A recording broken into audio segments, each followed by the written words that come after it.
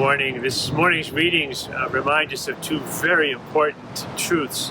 One, from that Old Testament reading, when Solomon, as he begins his career as the king of Israel, asks for something very important. The Lord invites him to ask for anything that he thinks of, that he wants.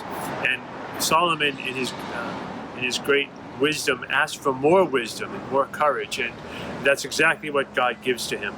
And as people of this world who understand that there's lots of wonderful things in the world that we've been given as a gift from God, and things that we've created as human beings for one another and for ourselves, to have the wisdom to use them well and to know them, to know where they come from, and to recognize that it is all a gift from God. Even our capacity to invent things is all a gift from God. And so to be able to use the things of the world wisely is exactly what Solomon challenges himself to do. And then we are also challenged too by Jesus in the gospel to remember that he comes first, and that all the things that we have are passing in comparison to him. When one of the very first Rockefeller died, one of the founders of Standard Oil, who made millions and millions of dollars, at his death, his accountant was asked, how much did Mr. Rockefeller leave behind? And the accountant simply said, all of it.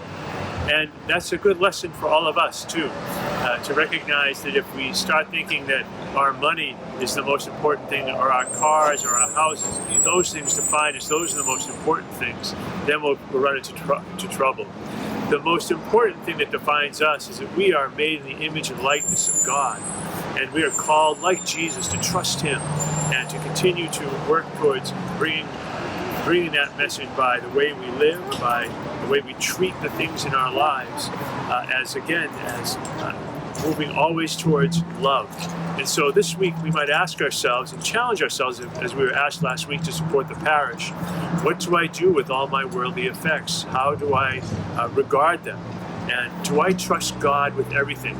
Not only all of the things I've been given, but also all of my life, all the parts of my life. That's what the young man was going to struggle with, and that's what God invites us to struggle with also. Is he first, really, or not? And then what must we do in order to make him first in our lives?